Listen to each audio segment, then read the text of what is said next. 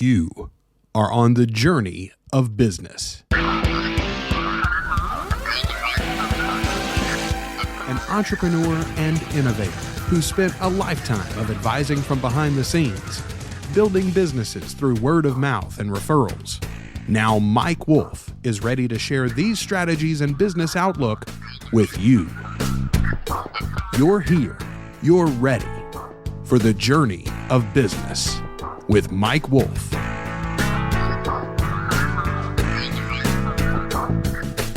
What's up, everybody? Welcome back to the Journey of Business. I am Mike Wolf. My guest today has cracked the code to attracting new clients and is leading the charge of strong-minded, high-vibe entrepreneurs to take action and see incredible results. Welcome, Nicole Cherie Hess, to the show. Hey, Mike. So great to be here. I mean, what an intro. Thanks so much. I'm really looking forward to digging into it with you today. Come on, let's get it. I'm ready. So I'm glad you're here today. Thanks so much for taking the time. I know you're busy. Let's jump into it head first. Tell everyone about yourself. Well, I'm a mouthy bartender that turned mouthy millionaire in my first 13 months. I got fired from 2 bar jobs, as you do. Right. Took all those skill sets from bartender land and built a multi-million dollar company, like kind of seemingly overnight, where I'm helping these entrepreneurs to use social media effectively to attract clients and raise their prices, have high ticket clients, and really effectively deliver and perpetuate the momentum of sales. That's great. I love it. So you're the CEO of Unicorn Client Attraction, which empowers thousands of entrepreneurs to attract new clients without the struggle of the cold outreach. Can you break down that for me? Well, here's the thing, is that, I've always kind of been in a world where everybody said you had to be real professional and you had to act a certain way. Right. School tells you and all that. And as a girl, we're told to be ladylike, which was not something I ever did very well. Okay. So, Yeah. in getting to run my own business, the first agenda was to just start doing things my way. And so it's that unapologetic attitude and that true self. So, it's all unicorns for me. And I get to get into that space of childlike wonder. So when I'm talking about a unicorn client, I'm talking about that feeling where when you're working with somebody, it's not just like cookie cutter, point and click, right? It's that thing where both people are benefiting and it's that mutual growth. And what I always tell my clients is that every client serves you in one way and limits you in another. And really, it's the clients who are challenging that open more of those opportunities. And so when you're attracting these clients, it's not just about making money. It's about improving yourself as an entrepreneur, as a coach, as a leader, is to say, how can I be better? Not just serve people because it's easy, Yeah. I love that, man. It's so great because, I think about that. I want to circle back a little bit because you said, when you're in control of your own destiny, right? Like you're your own boss for the first time. Like there's something really empowering about that moment / terrifying. And at least in the people I talk to, and I do life with a lot of business owners, when you kind of take that leap of faith, you can be burnt out on your old stuff or whatever you're doing, but I'm always fascinated by people who take the risk and win. It's never been an easy road. Yeah. I mean, it's a lot like parenting, right? It's the most wonderful, terrible thing you'll ever do in your life. Listen, this isn't a good time for you to talk to me about parenting. I mean, we could get into that, but my daughter's driving at 16, just turned 16. So like it's a production in my house every single day. I get it. So you built a 7-figure business in a little over a year. What would you say motivated you to light that fuse to go all in and make it happen? I mean, is it wrong to say spite, Mike? No, come on. I'm with it. I'm here for it. Yeah. I mean, everybody told me I couldn't. I was always the girl that everyone was like, you're so aggressive. You're too much. Yeah, it's better seen and not heard. You're so much prettier when you smile. Like this was the world that I grew up in. And so be able to finally do something that was my own, where nobody could tell me no. No one could tell me that I needed to tone it down or slow it down or, take a little off the edge, like, and go all in. It was so satisfying to be able to have that feeling of like, I told you so. I kind of have the running joke, I used to be a bar consultant. And so I want to buy up all the bars in my hometown and just name them all. I told you so. Right. Come on. I'm there for it. Yeah. It's funny that you say that because I think, spite / motivation is a fiery word, like because people are like spite, no, hell, but I totally understand what you're saying. Like there's always somebody that's going to tell you no, or that you can't do it. And, I spoke to a guest a few weeks ago, Tammy Johnston, and she was telling me, we talked about the glass ceiling, like women hit this thing in certain, arenas, especially in the liquor arena, right? It's a male dominated space. How hard was that for you to kind of crack that, or was it hard for you at all just to say, this is it, I'm all in? It was so relieving. It Yeah. was so hard before, right? Where it's like training at mountain level and then being able to run at sea level. Like going Come on. all in on Yeah. me was like the thing that I've been waiting for my entire life, to just not have any rules and not have those parameters of small-minded people telling me that these ideas were too big or too scary or spending too much money or any of those things. Just being off the leash, right? Yeah. It's like that run wild feeling. And it, I mean, certainly is terrifying because there's nothing to stop you.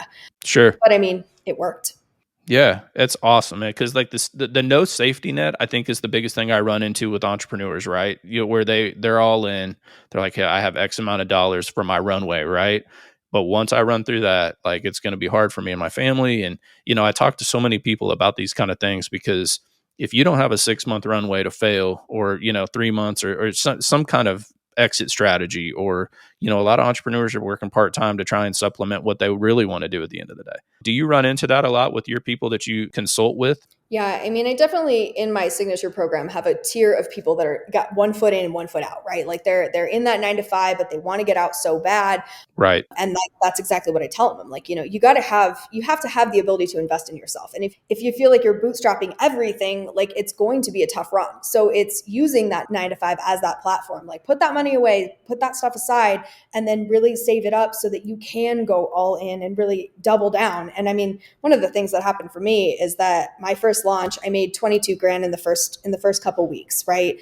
Yeah. And I took all of that money and put it right back in. And everybody thought I was crazy. Sure. They were like, you should Yeah. pay off your car, you should pay off your credit cards. And I was like, no, like I'm all in for this. And so I put it all back into the business. And I've done that several times to get where I am. It's terrifying. That's good. I love the reinvesting in the business thing. It's always kind of one of those things where people are like, you need to pay yourself first, right? But then it's kind of like, hold on, I need to have that I need to buffer that a little bit and be able to do what's necessary to win. When you say you made 22K in a month, is that the first time you'd ever made 22K in a month? Absolutely. I mean, like in bartender Okay. land, I was good at what I did, right? Like I mean, Sure. there's only so many hours that you can work in the day. And I was working Right. 90 hours and best case scenario, making 12 grand, right? Like, but I mean, Right. that was work all day, Sure. every day. Yeah. I did a launch in this company and in 3 days made $22,000. That's so good. So let's talk about that. Can we break that down for a second? Like, so 22K, you bring it in. I'm assuming that's on the virtual end of things, right? Or on the consulting virtual end, right? Mm-hmm. What did that look like when you hit 22K in your account? It's game changer, right? It's life changing status. And it also kind of gives you this wind in your sails of like, I can do this, right? Yeah. I mean, it was the thing of like, oh, I'm not going to have to go back to bartending. I mean, I had started the Sure. Facebook group. The Facebook group was like 2.5 months old, like not even 3 months old when I did this Right. launch. And closed 14 clients, made $22,000. Like it all came into my bank account today. And like, Yeah. I mean, it's life changing because this thing clicks inside of your head where you think, oh, if I can do it once, Yeah. I can do it again and again and again. I'm all in to do it every time. Yeah. That's so good. So I know you just mentioned your Facebook group. Let's talk about that. So you've got like 17,000 people. That's not an exaggeration. That's a real number of people in your 17,500. Oh, come on. Pardon me. I mean, good Lord. So 17.5 in your Facebook group, and it's Wonder World, correct? Yeah. The name of the Facebook group is Unicorn Client Attraction Secrets for High Vibe Wonder Women. But in my world, Wonder Woman is a mindset, not a gender bias. I'm with it. Okay. So that's a powerful number, of people leading a mindset and a charge. Can you break that down for me? So like if somebody hears this and they go, I want to be a part of what Nicole's doing. What does that process look like and what do they get and all of that kind of stuff? Can you break that down? Facebook group is highly focused. We have actually like removed just as many people as we've had in there. Like actually the Facebook group is about 40,000 and we've cut it down because a big part of attraction marketing is repelling. Sure. Right? And so as you are coming into the Facebook group, you're gaining access to 17,000 people who are focused in that same direction of getting clients, lining up their mindset, elevating themselves.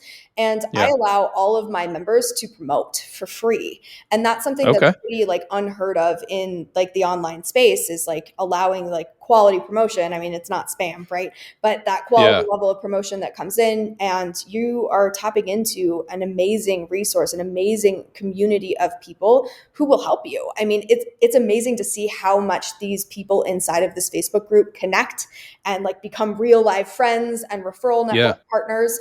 I mean, it perpetuates your business so much faster when you're in the right community of people. Yeah, that's good. I was just going to ask you on the networking side of that. So they're able to promote on there for free, which I'm sure is like a forum like no other, right? At that point, when they're able to get on there, talk about what they're doing, I'm sure, people are investing in one another's businesses at that point, for their products, right? So like, how refreshing and how great is that for you to see that? Because, essentially you've got 17,000 people in a Rolodex, right? That you can drop everything into, whether everything you have going on, newsletters, whatever it is, that's a pretty good platform to start out with, right? Yeah, I mean, I built the Facebook group up to 10,000 people in my first 6 months. And so, I mean, that perpetuated a lot of momentum for me to Right. be able to actively sell. I mean, 17,000 people is a lot of people, but it's also thinking Sure. about the email lists and the Instagram and the TikTok and like widening out the entire audience is about Yeah. 100,000 people. So when you have that kind of a platform and you focus on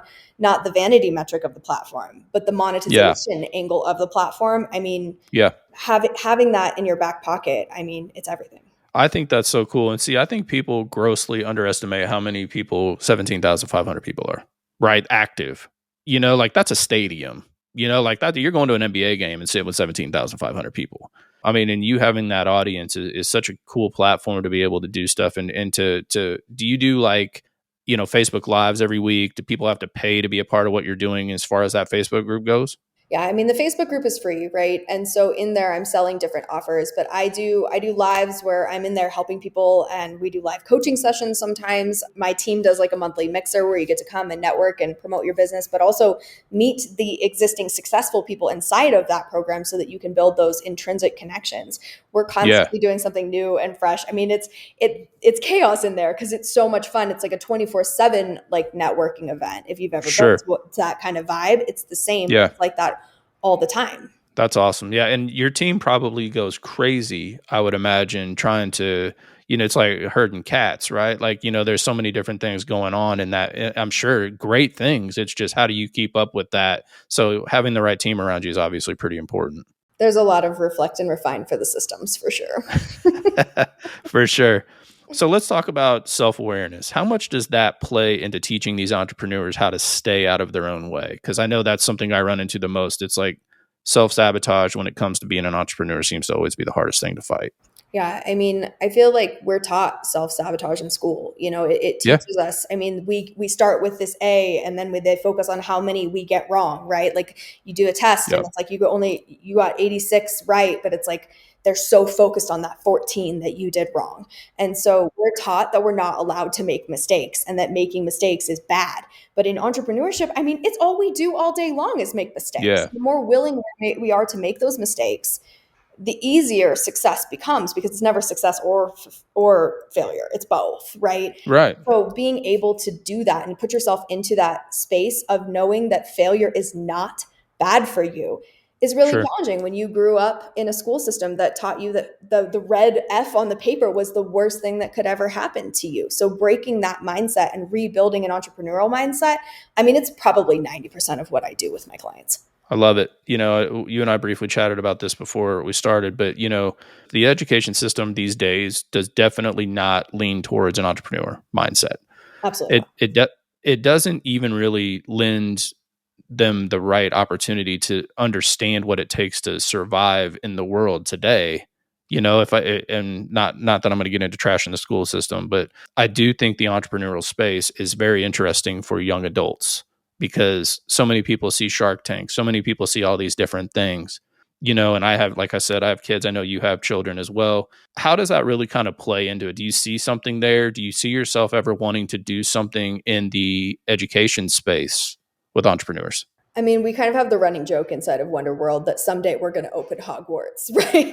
Like that's Come on. what we're going to do. I'm with it. Is that like not all children are built for 9 to 5. Not every child born through the school system should be going to work in a factory or going to work at the DMV. There's a percentage of kids that are I mean, they're hurt by this, right? It hurts their like literal development to be boxed in. And maybe it's not for everybody, but I do think that there should be like that schism that happens probably around middle school age, where we should start determining the kids that should be selected out to go do the entrepreneurial route, where you're not in these tiny little boxes and cubicles doing what you're told all the time. I mean, for Right. me, like my kids are wildly independent. I was a very young mom. I got pregnant when I was 19. And so, you know, my son grew up with me. Like he would Yeah. say that when he was a little kid. He's like, yeah, when me and mom were growing up together in Sacramento, you know. Come on.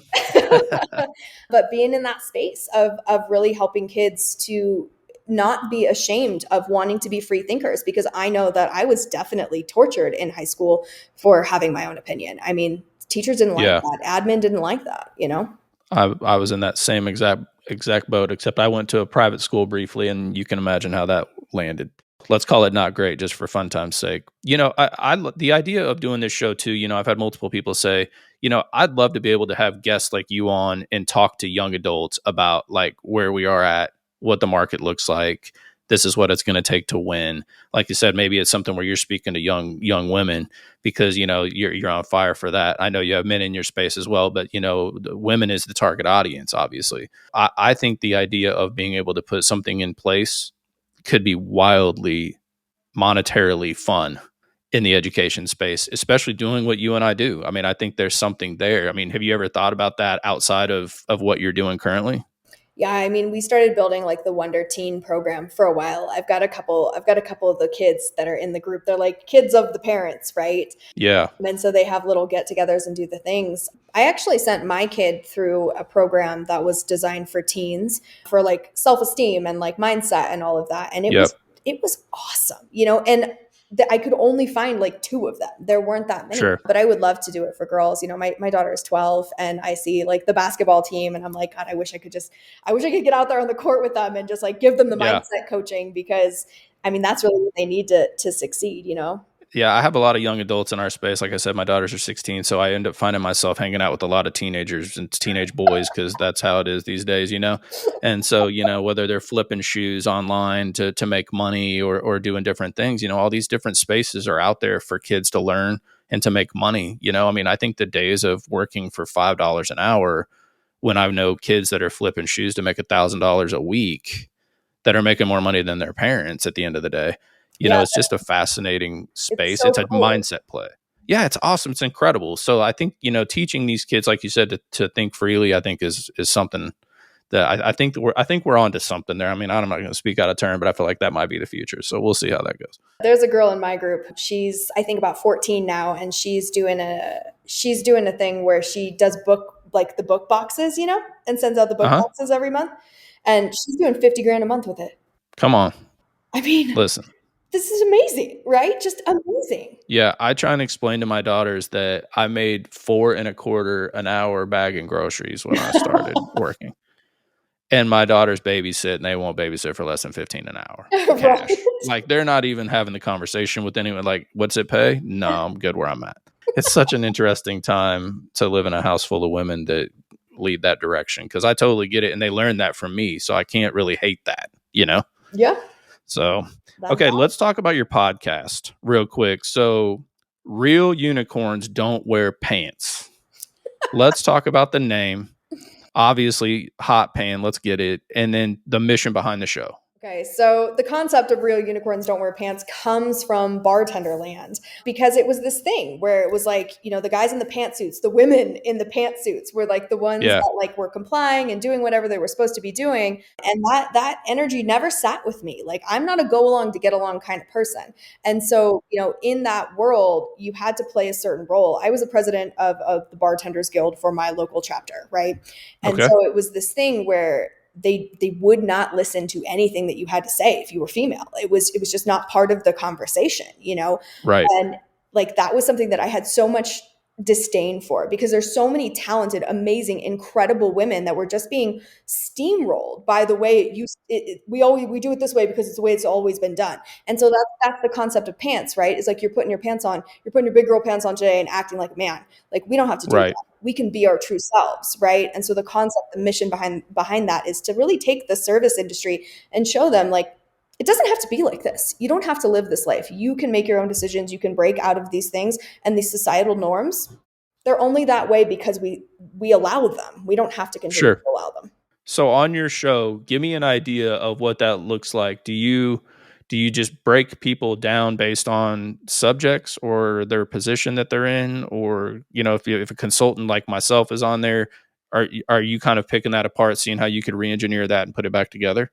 The podcast is almost 2 years old and I haven't had guests. We're just barely getting into the Oh, place where we're going to open okay, for guests. It's a solo podcast. And so I come in there and break down a lot nice. of the strategies and the tips and the tools and the tricks and like the mindset shifts that it took for me to get out of whatever I was in. So I tell a lot of Oh, personal that's good. stories.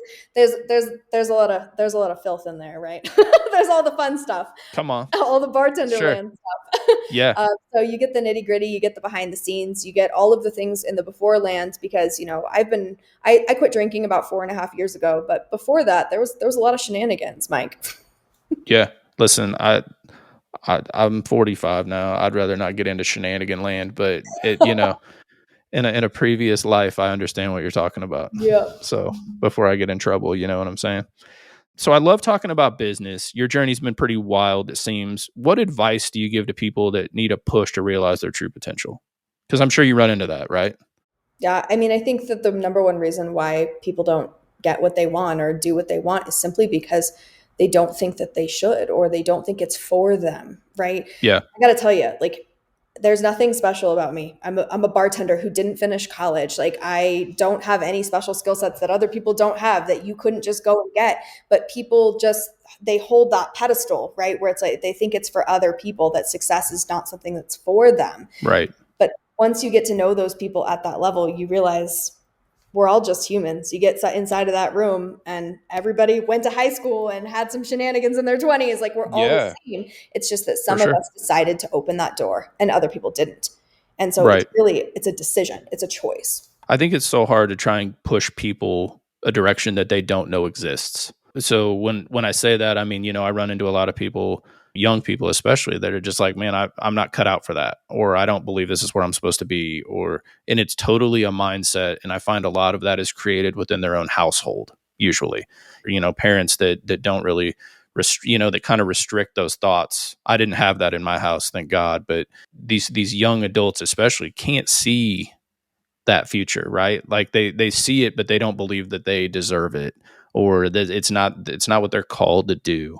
And I think it's very just interesting to look at it that way. I mean, I'm trying to figure out how to get better mindsets, even in my own house. Sometimes, it's just a battle that I think everyone faces with young adults in your house. And do you run into that in your house? I mean, is that how your son operates, do you think? At 17 now, he's big into jujitsu, right? So Yeah, he's going twice a day. He's doing semi-pro fights. Like, he's in the thing. He's not in high school anymore. Like, we took him out during COVID, and he just never went back. It was like there's no sure. reason to. We got to put him in the online school, and that's all, right? Yeah, And I let him focus on those things. But I mean, I really try to stretch the idea of what's possible, and so I'm always like asking him those deeper level questions. But he spends a lot of time with his friends, and so when his friends come over, like, yeah, I get them too, right? It's like you got to get the whole pack of the kids, and I'm like, hey guys, like, why don't you guys like all go in and buy a fourplex or something, like right. planting Yeah, those it's different seeds.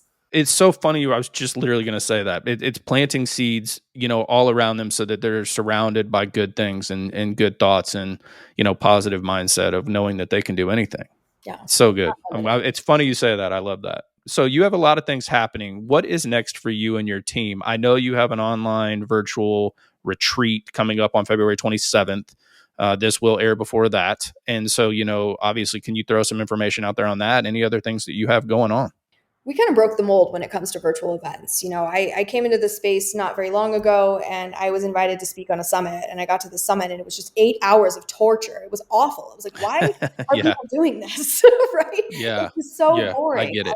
and trite, right? Like, and everybody says the same story. It's the webinar pitch. And like, it was just terrible. It's like, Yeah. there's such a better way to do this. And so Yeah. because I worked in the bar industry, I mean, I had, I had Bacardi's credit card to go build events. And so building Sure. in-person events has always been a passion of mine. And so I took some of that kind of vibe and that kind of energy, and I sourced it into how to do virtual events at a completely different level. I mean, it's it's really what put me on the map. The very first Wonder Retreat that I did, I made $202,000 in 3 days. It blew my mind, right? Like how Yeah. fast you could really get this energy flowing. And so now I do them once a quarter or so. We do these giant events. We have a whole bunch of people come in, and I teach different things. This one is all about high ticket storytelling, because it's such a key foundational skill set that people just breeze right on by, right? They're like, oh, I'm Yeah. just gonna get a template, it'll be fine. Like, no, storytelling is everything. This is how you connect with your audience. This is how you relate, and this is also how you deliver to help them to get results. I mean, everything we've ever learned in our life is based on a story. And so, Right. these virtual events tie in these key components of how to lace in sales into storytelling in a way that attracts high ticket clients, and that they're closed. Like, you don't even have to get on a sales call with them. It snaps right into place because they've already made those mindset shifts before they get to you. And so we do these virtual events that really help people at a foundational level to learn skill sets that they can apply in all sorts of different ways in their lives. So when you do that, is that a one-day event? Is that something that you break out over a certain amount of time? How does that break down? Yeah, they're 3-day events. And we usually throw in like a bonus day for you or something cool. I've got one of my branding specialists coming in. This one's all themed. We do crazy themes. We always do crazy themes because people love it. The nostalgia is so hot. And professionalism is dead. Like, I mean, have you seen anything on TikTok? Professionalism is dead, right? Like, go all those in. days are gone. This one's theme is all Dr. Seuss stuff. Okay. So that's going to be pretty extraordinary. So is that something, what does that take to be a part of? Let's talk about that. I mean, what does that cost to be a part of that event? Yeah, when you come to these virtual events, we have VIP tickets, and in the VIP ticket, it's $297. So it's just a drop in the bucket, and you get to come in, get into a Telegram group with me. So you get to ask questions along the way, have that kind of 7-figure vibe going on, and higher level behind the scenes. And general admission's $97. Awesome. And then will they be able to go back and rewatch that setup basically from those events? Is that something you release within your group? How does that work? Because I mean, I've done the events before like that, not personally, but I've attended. And so I wouldn't know what to do with myself if I had to do a 3-day event. I would definitely have to bring in people like yourself and people like that could add so much value. I mean, I'm good for value, but 3 days, good Lord, people will be sick of me by that. We have fun ways of breaking it down, but we give people replay access. You get replay access for 7 days afterwards. And it's very much like an immersive experience, like you're there in person, and really being able to click into the energy and the frequency, because just like we were talking about with the kids, it's helping people to understand what's possible. Right. And so I like to kind of invite them to walk a mile in my shoes for 3 days. Yeah. Because it's possible for you. And so I want people to break that mindset that it's not for them. And so giving that full immersion is what helps them to see, like, they could do this. They can do it too, I love it. I would love to be a part of that. I think that's a pretty incredible opportunity to see that in motion. I think would be pretty extraordinary, to be honest. Well, I'd love to have you there. Come on. I wasn't trying to invite myself, but I mean, no, come on in. It's funny. We'll bounce a fun little pop-up interview in there. I'll make you say some Dr. Seuss rhymes. It'll be fun. Come on. Listen, I can break down Dr. Seuss. Let's not walk it in your pocket. Let's talk about it. Listen, I mean, I don't want to embarrass myself on my own show, so I'm not going to do it. But I mean, maybe on yours I might, but then this, I don't know. Okay, so let's talk about the return on investment of failure. I'm fascinated by this. I talk about it every week on my show. How has failing in your journey helped you? Failure is my best friend. When I made peace with failure, my entire life changed. I mean, getting fired is brutal, right? And especially if you're like a high achiever. I've always been a high achiever. Like, you don't fire me. Like, are you kidding me? Yeah. But getting fired from those 2 jobs was the best thing that ever happened to me in my entire life, because I never would have left, I would have just kept going. And so that failure, I mean, I fell on the floor, cried my little eyes out, right? I went on a trip to Bali, but like inside of the business, like, failing is how you learn. You don't learn from success. When it works, you're like, yay, it worked. And then you're just on to the next thing. But when something doesn't work, you ask really great questions of, how could I have done this better? How could I have improved this? Like, where did this go wrong? Where was the constraint? Without failure, you do not identify constraint. And if you don't identify constraint, you never alleviate it. So therefore, you never improve. So good. I love it. Failure is your best friend. Write that down if you're listening to this, because I'm telling you, I think it's so fascinating, that because what it did is it catapulted you out of where you were, right? And literally into the fire, which is where you belonged, the whole time. Yeah. And I just never would have chose it, right? Like I never would have chose it because it was scary, but like Yeah. getting rooted into it. And then all of a sudden, you figure out you're a phoenix. You never would have figured that out if you didn't burn. Come on. Listen, you're preaching right now. I hear what you're saying. So good. Okay, let's talk about where people can find you. You've got so many things going on. I will have links to everything you're doing in the show notes, but let's talk about the virtual event. Where do people sign up for that? Can we talk about that? Yeah, we can drop the link to that, but you can also find it in the Facebook group. It's everywhere right now. You're going to walk into a Dr. Seuss theme park. Sure. Yeah. But Facebook group is Unicorn Client Attraction Secrets for High Vibe Wonder Women, and that's free, so you can join that at any time. Podcast is Real Unicorns Don't Wear Pants, and that's on all the major platforms. And I have a gift for your audience here today, Mike. Come on. So the 100 Wonderful Ways to Get More and Better Clients gives you the baseline of strategies that you can pick and choose from. You don't have to use all 100, but find one that fits really well for you to be able to start making money online. And that's at nonstopnotifications.com. Just opt in and you'll get instant access to all of the things. That's what I'm saying. Come on. I love it. So I appreciate you taking the time today. I know you're busy. You are juggling a million things. I'm so thankful for you taking the time. I'm motivated by your story and your hustle, for the record. I just thank you so much because I think good things are going to come from this. I hope added value is just going to be something that's going to be incredible here. Well, Mike, so much fun. Thanks for having me on here, and always enjoy another go-getter. It's awesome. Absolutely. Hey, well, I appreciate you. So thank you so much for listening to today's episode on the Journey of Business. I hope you guys have an amazing rest of your day. If you're loving the Journey of Business, please follow us on Apple Podcasts and Spotify. Leave us a review over on Apple Podcasts right now. Again, have an incredible day. We'll see you next week with another episode of the Journey of Business show. To continue your journey of business, subscribe to the show wherever you find podcasts or at YouTube. And for more information on consulting inquiries, go to www.tradelinkSales.com.